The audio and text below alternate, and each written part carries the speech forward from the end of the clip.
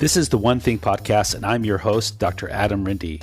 The One Thing Podcast brings together leaders in functional and naturopathic medicine to discuss actionable information that may unlock puzzles in the areas of gut health, brain health, metabolism, and longevity. Please note, these episodes do not replace the opinion of your doctor. They are not intended to diagnose or treat any condition. Please discuss this information with your provider and discuss your own unique personal health history before adapting this information. Please subscribe to our episodes so that you can stay on top of the most current information in these areas of medicine.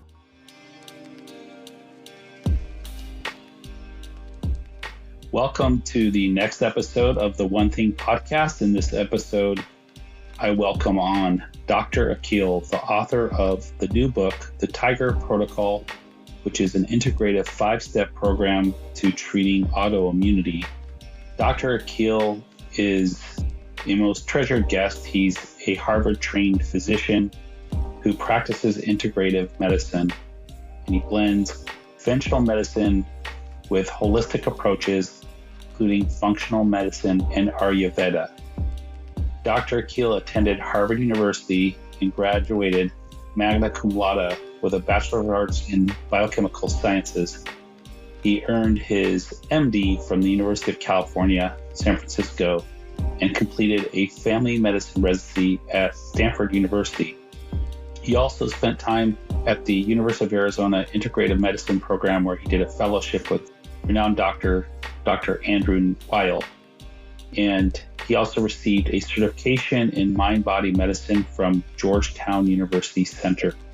In this episode, we go through the T.I.G.ER protocol and what that means, what the acronym stands for. I think you'll find that it's very holistic and looks at some of the key drivers to autoimmunity, such as toxins and infections.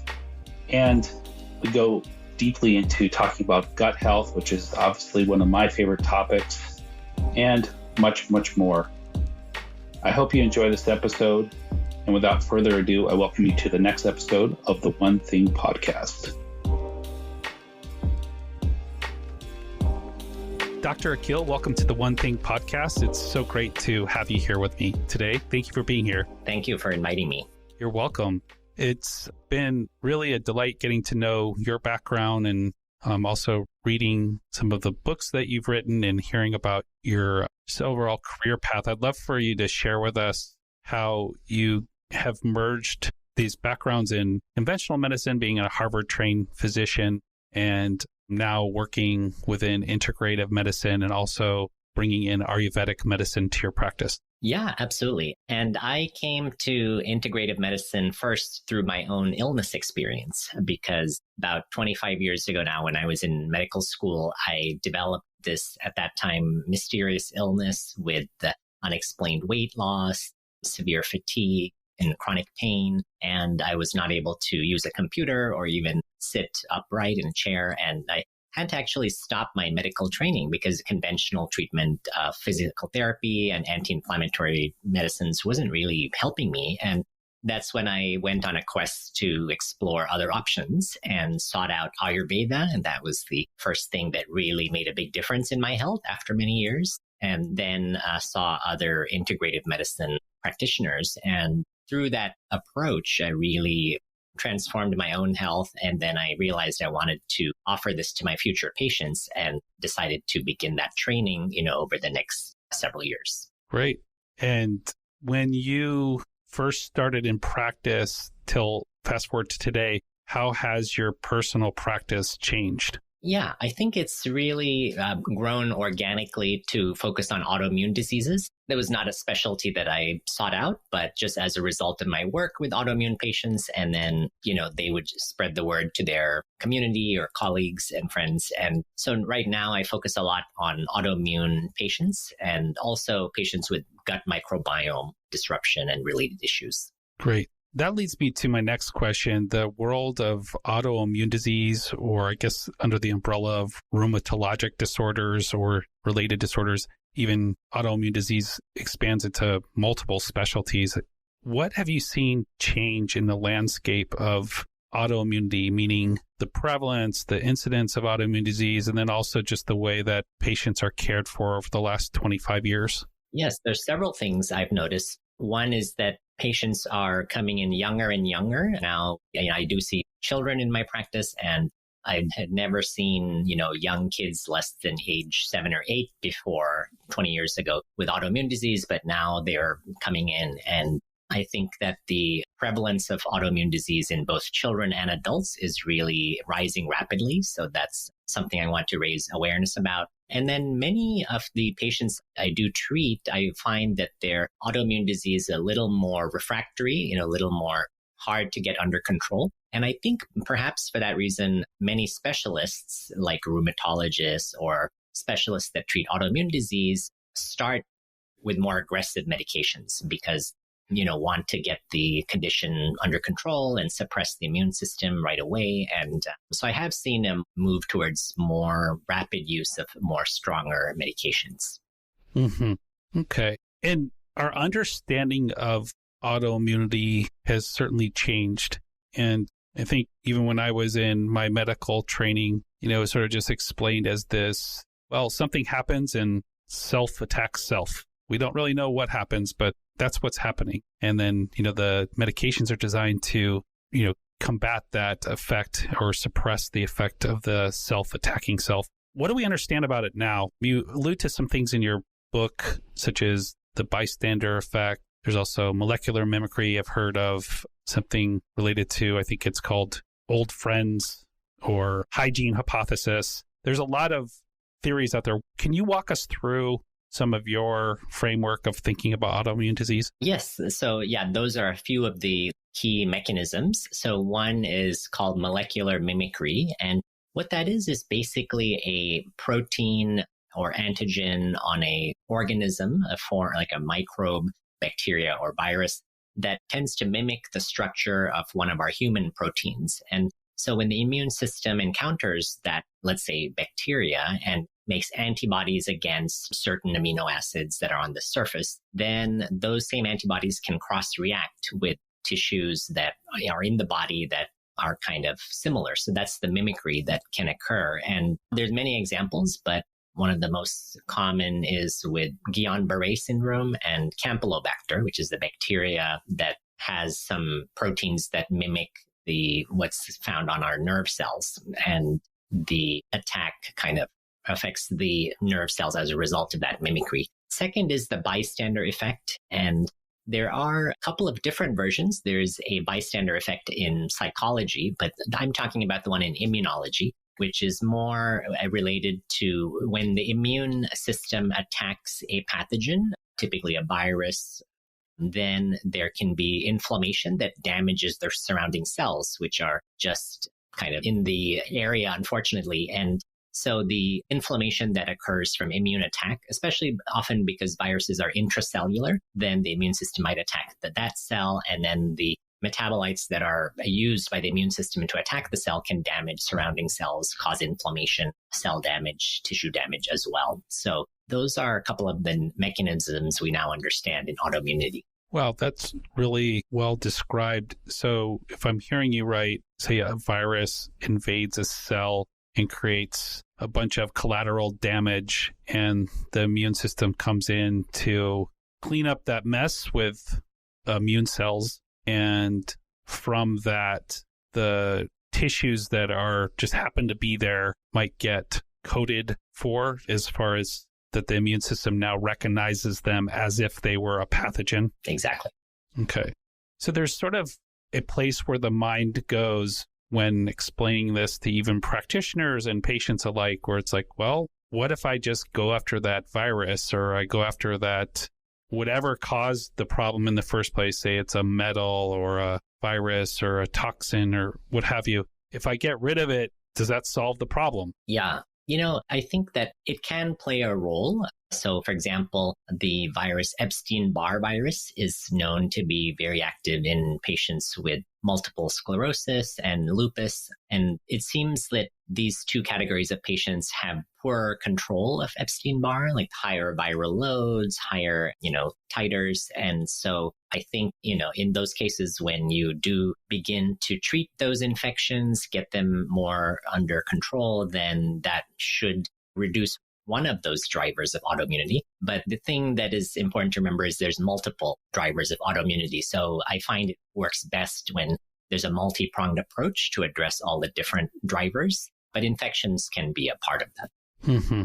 Okay. And is it still thought of in most circles that autoimmune disease is not curable and it's something that's going to be needed to be treated for life? And in rare situations, there might be a remission. Is that sort of still the general thinking? And is that something that you align with? Yes, I think that we always have to distinguish between cure and remission. And cure is typically not possible unless this is extremely early and then only, in certain cases. But I think remission is achievable for most people. And what that means is quieting of the symptoms, essentially the person feels normal, they have a good quality of life, their daily living is not affected, and it feels like a cure, but, is something that is more accurately described as remission. So that's our goal, to help people achieve remission with the minimum amount of medications and the lowest dosages of those.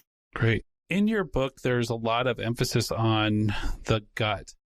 And how is that system so involved with autoimmunity? Yes, there is a huge role that the gut plays. So we know that 70% of the immune cells are located in the gut-associated lymphoid tissue around all of the intestines. And then there's a really big role, the microbiome, which is all of those gut bacteria, 40 trillion bacteria, play in regulating the immune system, in kind of educating it about how to respond, what to respond to, what not to, and how to behave properly. And then there's also a condition of increased intestinal permeability, which is commonly known as leaky gut syndrome, that has been implicated in many different autoimmune diseases as one of the earliest findings, and often before and even the full-blown disease is diagnosed, because when that increased permeability occurs, then things can enter the bloodstream from the gut that are not supposed to, like bacteria or toxins, and then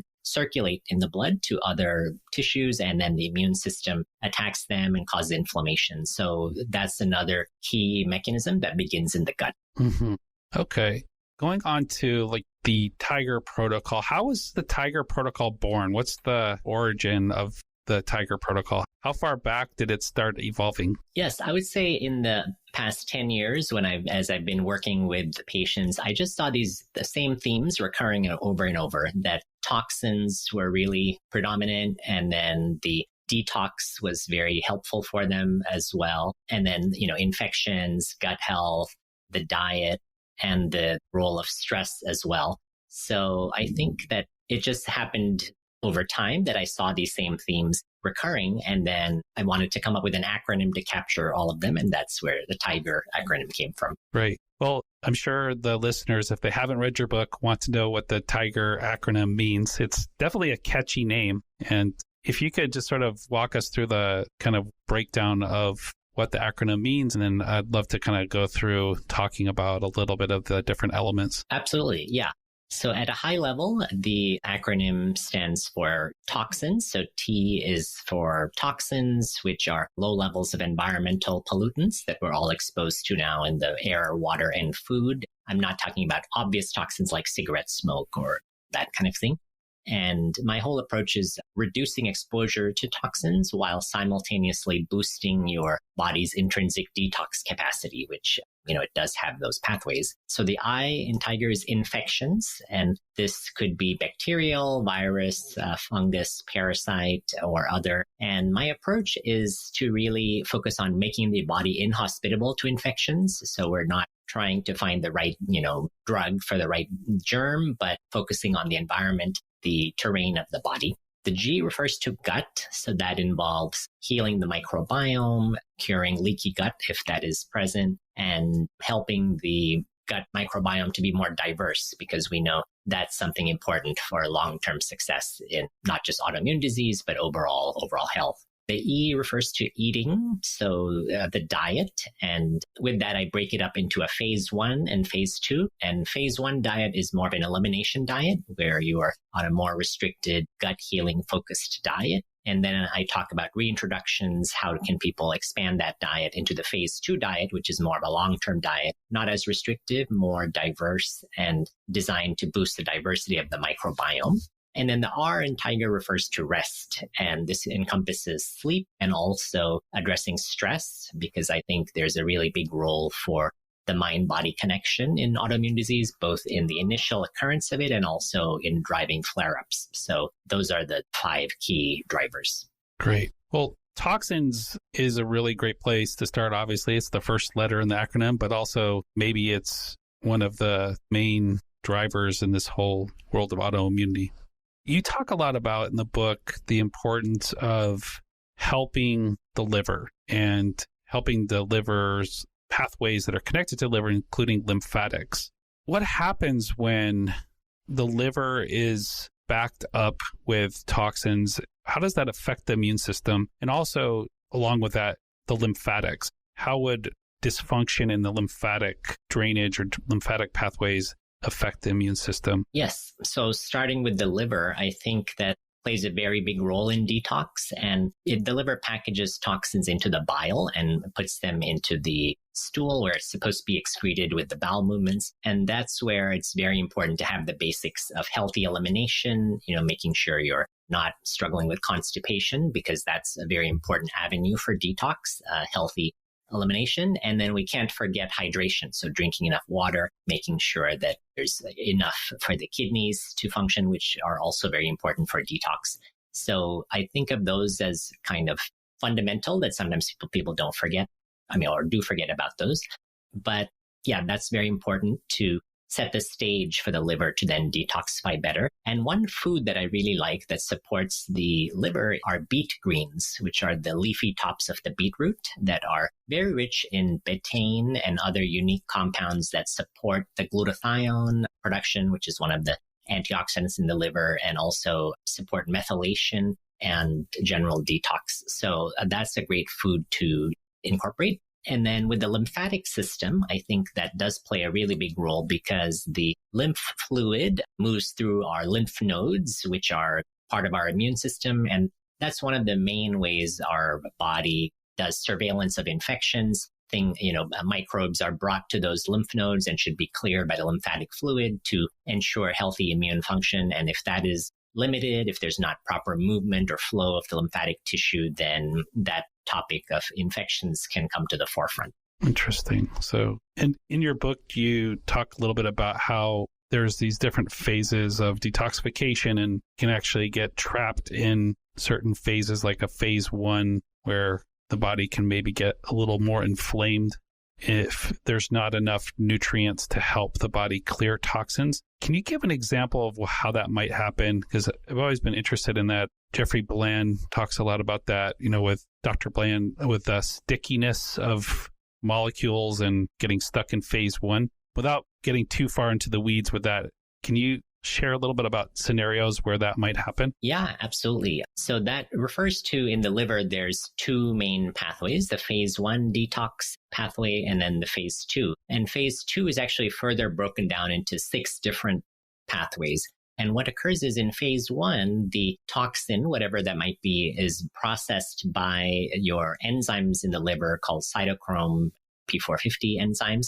And they produce an intermediate metabolite, which often can be very reactive, but it's necessary as part of the processing. And then that metabolite has to be converted or linked to some other compound for excretion. So that could be with methylation, where it's linked to methyl groups. It could be glucuronidation, where that metabolite is linked to glucuronide, sulfation, where it's linked to sulfur. So depending on which of those 6 additions occurs, the toxin might go down different pathways.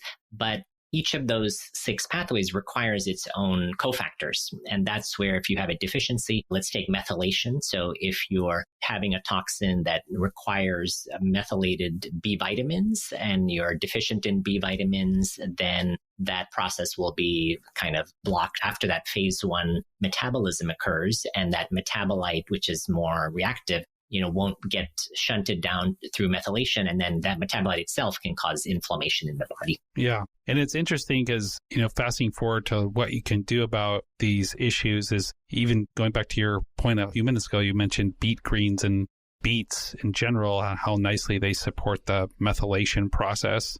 So, and then also in your nutritional approaches, you seem to really emphasize how to support these pathways, don't you? Yes, I really believe, food is medicine, and I think we can use food to really support many of these pathways. Mm-hmm. And is it sort of a issue where, you talk a lot about how there's the environment and then there's genetics. And so I think this is a really important point to bring up, and I'd love to hear your take on it because, so many people in this world of autoimmunity, they have a hard time because people who are around them aren't experiencing the same symptoms as they are, family members or friends, roommates, and they might be living in an environment that's really bothering them, but their roommate doesn't have the same problem. Can you talk about the genetic component of all this and how certain people are set up to be more environmentally sensitive or affected by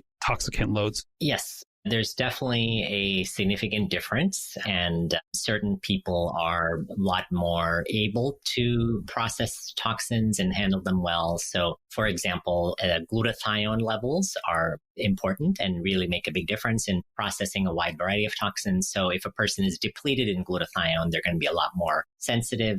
And there are also genetic polymorphisms, like single nucleotide polymorphisms in a variety of pathways like methylation and all these other detox pathways that impact the ability to detox. And that's why, for example, certain patients are very prone to mold exposure from water-damaged buildings, whereas others are completely unaffected and they don't have the same genetic predisposition to be struggling to clear those toxins. So I definitely think that the genetics plays an important role there. Mm-hmm.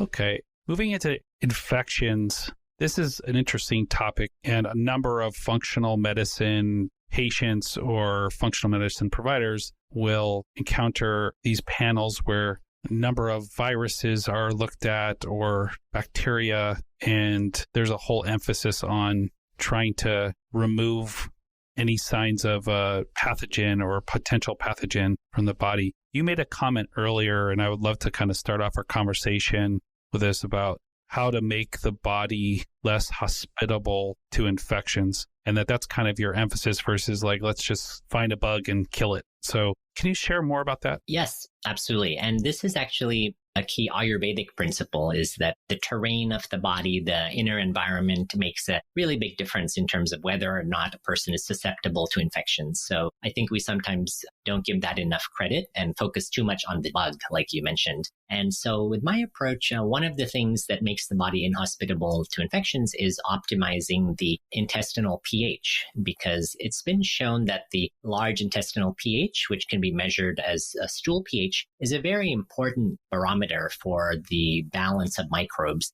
And many potential pathogens like Candida and certain opportunistic bacteria can only overgrow if the pH goes out of range and becomes more alkaline, like above 7.5. And below those levels, like at healthy pH levels of 6.5 and lower, the growth of all those pathogens is inhibited. And so I think that's one example where your environment, the intestinal pH, has a really big impact on organism growth or the lack of growth.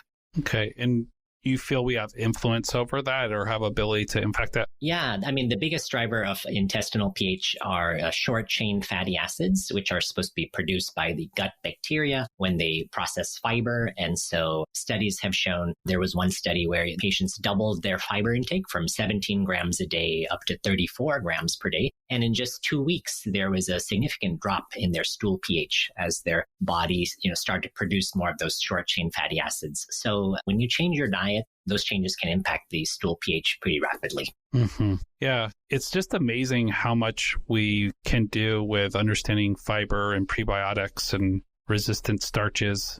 And you spend a lot of time talking about that in your book. Since you have written your book, has anything added to your excitement about how we can improve our health with these compounds and these aspects of our diet? Oh, yes, absolutely. Yeah, since I've published the book and been talking to a lot of people, I realized that there's a lot more awareness about fermented foods, which is great because we know research shows increasing fermented food intake lowers inflammation and also probably quiets autoimmune activity, but there's less awareness about prebiotic foods. And so I think those are really valuable, like the foods that contain resistant starch or polyphenols or inulin. And some of those foods might be surprising to people, like, for example, chestnuts are one of the best sources of polyphenols when it comes to nuts. And when we're looking at polyphenols in spices, clove powder is actually the richest source of polyphenols. And so adding some of these simple foods can really make a big difference in the microbiome. Yeah. And you even talk about a certain Ayurvedic herb in the book that you can use to season meats and that's actually a fairly well documented approach to preventing bringing infections or microbes that are pathogenic into your gut. Can you talk about it? Is that a traditional practice or is that something that's more modern? Definitely a traditional practice, yeah. And before the advent of refrigeration, spices were used in India to preserve foods. And so there's a real understanding of what spices have that antimicrobial effect. And they are, still able to have that effect now. So when we add them to our cooking and use them in our foods, they have a really powerful effect. That's great. So we have to be spicy. Yes, exactly. Right. And I think, the variety of spices that you can use in cooking is just phenomenal. I mean, all different types of ways you can incorporate spices and, throwing them into marinades and dressings and, just is a way of making your diet more medicinal. So I was really pleased to see that you mentioned that. Yeah, I'm a big fan of spices. Yes. And I know I think in the last couple of years, there's been a lot coming out about probiotic food, meaning like ferments. And you do spend a great deal talking about ferments in your book.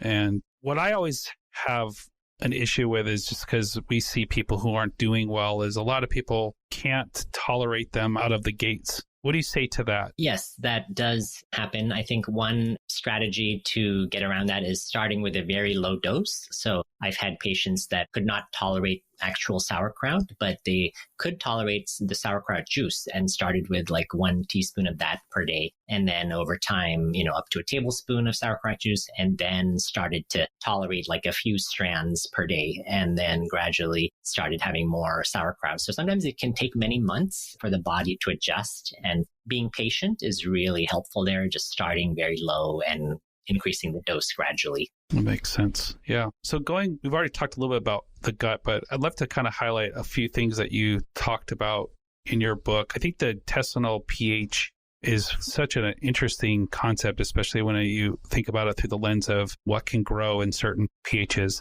The other thing that I'd love to hear about is you really highlight a few probiotic species that you like to see be well represented in the gut. One of them is getting a lot of news these days called Akkermansia muciniphila. Yes. Maybe we could talk about that one because I think, some of the other probiotics have a lot of discussion already established, but that one's really coming on the scene. Why is that so important as being a keystone species in the gut? Yes, Akkermansia has good research now indicating it plays a major role in regulating blood sugar, regulating metabolism, and also weight. So the people who had the highest levels of Akkermansia were the most likely to lose weight in various, calorie restriction program. So basically, having a healthy akkermansia ensures that you can lose weight if you want to. And I think the good thing is that even though there are now probiotics which contain akkermansia on the market that have that species, using food is a pretty reliable way to raise the levels. And that's what I've seen in my patients, specifically the red polyphenol rich foods. So things like cranberry and pomegranate and dragon fruit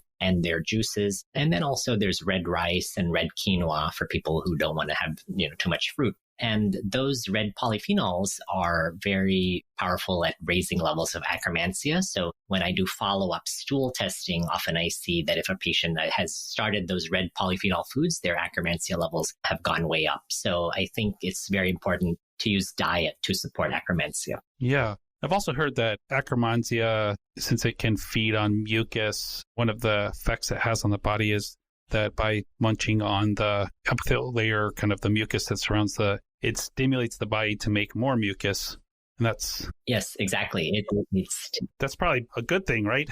Yes, that's always kind of a question mark that people have about akkermansia is if it's consuming mucus, is it going to be thinning the mucus layer and promoting leaky gut? And the answer is likely not, because research shows that the net effect of that consuming of mucus is actually remodeling of the layer and increasing production by goblet cells of more mucus. And so increased thickness of the mucus lining in the end is the result, and in both animal and human studies. So I think, akkermansia definitely supports gut permeability. Okay. Now I always like to think about what's the end game with all of this stuff that we're talking about the gut. So there's helping prevent intestinal permeability, and which decreases inflammation. And then there's this other component, which is the postbiotic effect, which you sort of talked a little bit about, but you talk a lot about butyrate and some of the other postbiotics. Why should we care about postbiotics? Yes, I think these metabolites like short chain fatty acids such as butyrate and acetate are very powerful anti-inflammatories. They really regulate inflammation in the gut and also systemically.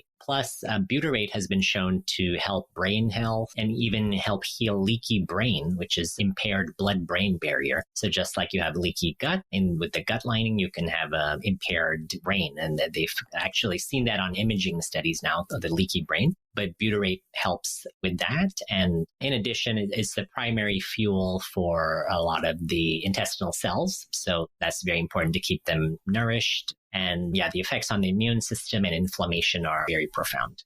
Excellent.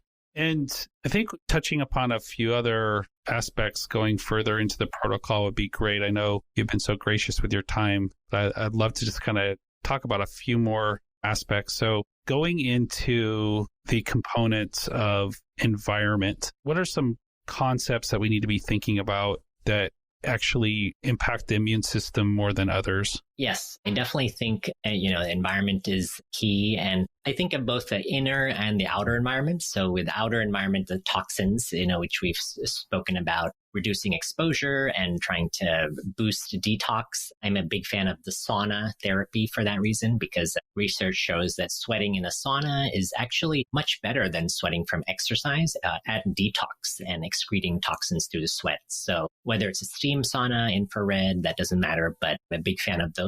And then I think when it comes to the inner environment, the role of stress is really important, because we know all of these factors are connected. So stress directly causes intestinal permeability to be increased and causes disruption of the gut bacteria, and through affecting our sympathetic nervous system and our hormones, promotes inflammation. And so that's why in research, the strategies that relieve stress, whether it be meditation or psychotherapy or gratitude practices or prayer, all have been shown to help quiet autoimmune disease and help with bringing people into remission. That's great. There's a comment you make in your book about the effect of sauna. I was sort of blown away by how much it can do to reverse morbidity or mortality, even actually not mortality, but the onset of certain diseases. That's fascinating. You talk a little bit about the science behind that. What do you think about as far as sauna as a therapy, as a lifestyle choice? Is it something that's just top of the list in your treatment recommendations? Yes, I think both heat exposure and cold exposure have a lot of benefits, in terms of reducing inflammation and helping support heart health, having the cardiovascular benefit and also hormonal benefit, brain benefit. So yeah, sauna is kind of my favorite therapy for heat exposure that I recommend. And then incorporating some like cold showers or a cold plunge to get some cold exposure, not necessarily on the same day, but in addition as part of your regimen. I think that's a very powerful combination. Great. So finally getting into the rest component, I think there's a point in some of your comments that you talk about heart rate variability. And can you talk about how when our system is stressed, it affects flare-ups? Why is that? I also think you talk a little bit about cell danger response. I wonder if you could just share a little bit about those, because a lot of people are really interested in how they can watch their heart rate variability and get on top of their stress before it actually manifests as a physical problem. Yes. So heart rate variability is a great barometer for kind of the set point of the nervous system, because as you get more sympathetic activation and the fight or flight response, there's a drop in heart rate variability. And when you get the parasympathetic activation, which helps counteract stress, then you raise heart rate variability. So many different autoimmune conditions have shown that those people in those cases where they have that condition have lower rates of heart rate variability. And so tracking and strategies to help with raising heart rate variability, most mind-body techniques, as well as exercise, are really good ways to boost that. And it's a metric that you can easily track, with your phone or your Apple Watch. And it's another useful metric that I think people can look at. And then, yes, the cell danger response, I think, is very fascinating in terms of understanding the mechanisms of how a lot of these insults that we've been talking about, like toxins and infections, bacteria, how they translate into the inflammation in the end. And I think one of the key drivers of the cell danger response are mitochondria, because we know that mitochondria play a big role in energy production, but there's so much more than that.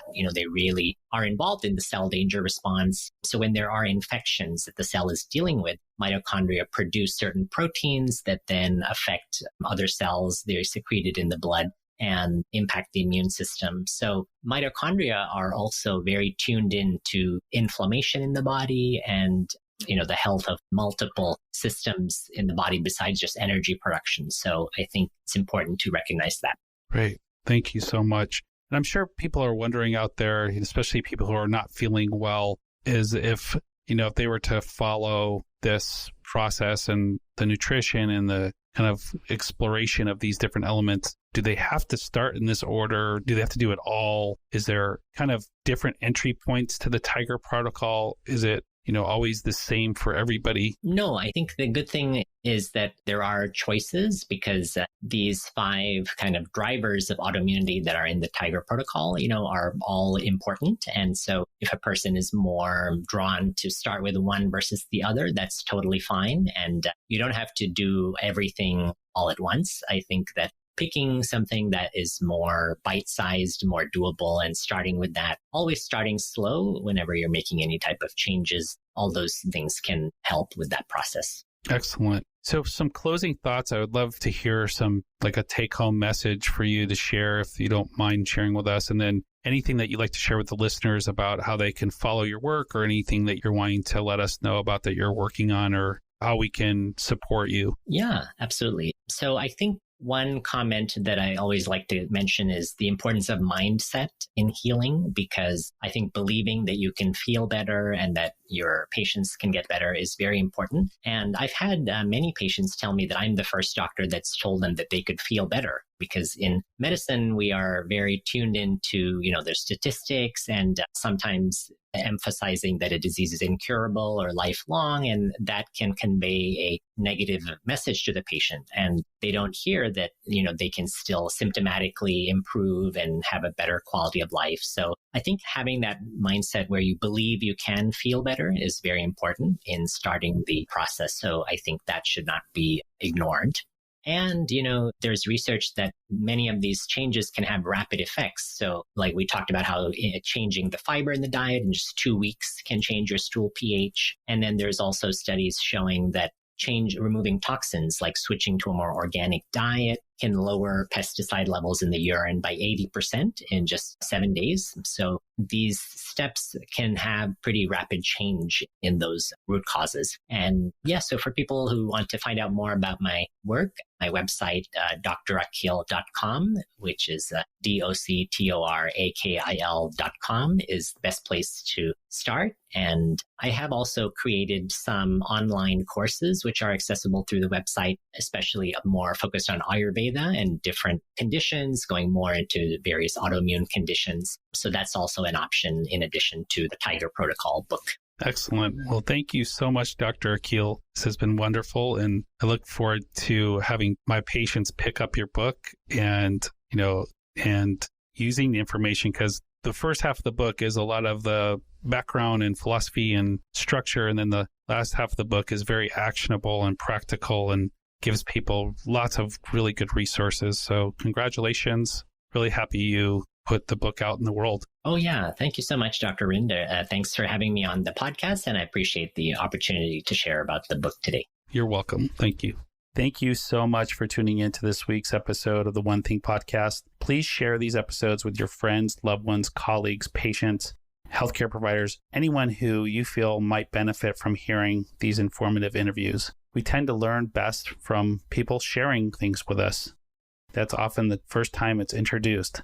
So don't hesitate. If the content of these episodes reminded you of someone that might benefit, forward the episode to them, and I'm sure they'll either appreciate it or be appreciative that you've thought of them. So once again, we'll look forward to seeing you next episode on the One Thing Podcast. And again, much appreciation for you being here with me. Thank you so much for tuning into this week's episode of the One Thing Podcast. Please share these episodes with your friends, loved ones, colleagues, patients, healthcare providers, anyone who you feel might benefit from hearing these informative interviews. We tend to learn best from people sharing things with us. That's often the first time it's introduced. So don't hesitate. If the content of these episodes reminded you of someone that might benefit from that, forward the episode to them, and I'm sure they'll either appreciate it or be appreciative that you've thought of them. So once again, we'll look forward to seeing you next episode on the One Thing Podcast. And again, much appreciation for you being here with me.